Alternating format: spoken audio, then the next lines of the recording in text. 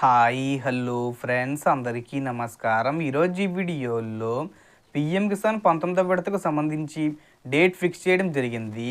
అలాగే ఈ పథకానికి బడ్జెట్లో నిధులు కేటాయించడం జరిగింది. ఈ ఫిబ్రవరిలో ఏ తేదీన రైతుల ఖాతాలో డబ్బులు జమ అవుతున్నాయి ఏంటి, దానికి సంబంధించిన పూర్తి ఇన్ఫర్మేషన్ ఈ వీడియోలో తెలుసుకుందాం. వీడియోని ఎక్కడ కూడా స్కిప్ చేయకండి ఫ్రెండ్స్, అండ్ కూడా చూడండి.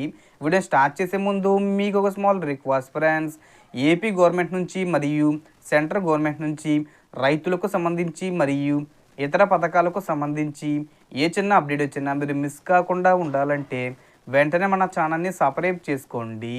అండ్ సబ్స్క్రైబ్ చేసుకున్న వాళ్ళందరూ కూడా సబ్స్క్రైబ్ బటన్ పక్కనున్న గంట సింబల్లో ఆల్ అని పెట్టుకోవడం మర్చిపోకండి ఫ్రెండ్స్. ఇలా పెట్టుకోవడం వల్ల నేను పెట్టే ప్రతి ఒక్క వీడియో మీరు నోటిఫికేషన్ రూపంలో పొందగలరు. అండ్ వీడియో మీద నచ్చితే లైక్ చేయండి ఫ్రెండ్స్. సో ఏమాత్రం లేట్ చేయకుండా వీడియోలోకి వెళ్ళిపోదాం. సో పీఎం కిసాన్కి సంబంధించి బడ్జెట్లో నిధులు కేటాయించడం జరిగింది. ఈసారి ఎక్కువ మంది రైతులకు పీఎం కిసాన్ అనేది ఇవ్వడం జరుగుతుంది. అసలు మనకు 10,000 రూపాయలు పెంపు చేస్తామని బడ్జెట్కి ముందు సిఎన్ఎన్, ఎన్ఏడిసి ఏవైతే నేషనల్ ఛానల్స్ ఉంటాయో అవన్నీ చెప్పడం జరిగింది.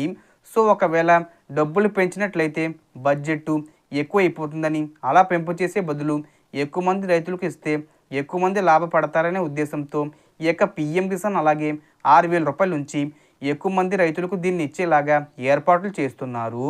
ఇప్పటి వరకు కొంతమంది రైతులకు మాత్రమే ఇచ్చేవారు. 1 కోటి, 2 కోట్లు, 6 కోట్లు. ఇప్పుడు కనీసం 10 కోట్ల మంది రైతులకు ఇవ్వాలని చూస్తున్నారు. భారతదేశ జనాభా మ్యాక్సిమం 147 కోట్ల పైనే ఉంది. ఇందులో 10 కోట్ల మంది రైతులు ఉన్నారన్నమాట. వివిధ సాగు చేస్తున్నటువంటి రైతులు ఉన్నారు.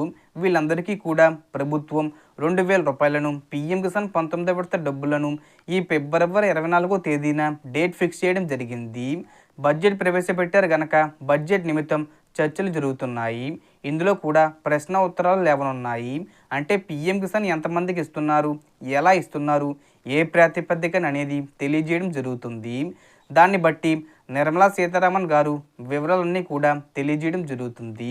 సో ఖచ్చితంగా రైతులు, పొలం కలిగి ఉన్నవారు వ్యవసాయ అధికారి దగ్గరికి వెళ్ళి ఈ యొక్క వెరిఫికేషన్ అనేది చేయించుకోవాల్సి ఉంటుంది.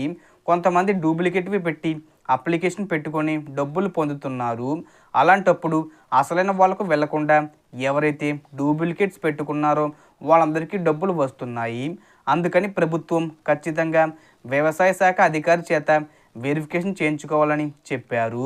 So total information friends. మీకు ఈ వీడియో నచ్చితే లైక్ చేయండి, షేర్ చేయండి అండ్ సబ్స్క్రైబ్ చేసుకోండి. Thanks for watching.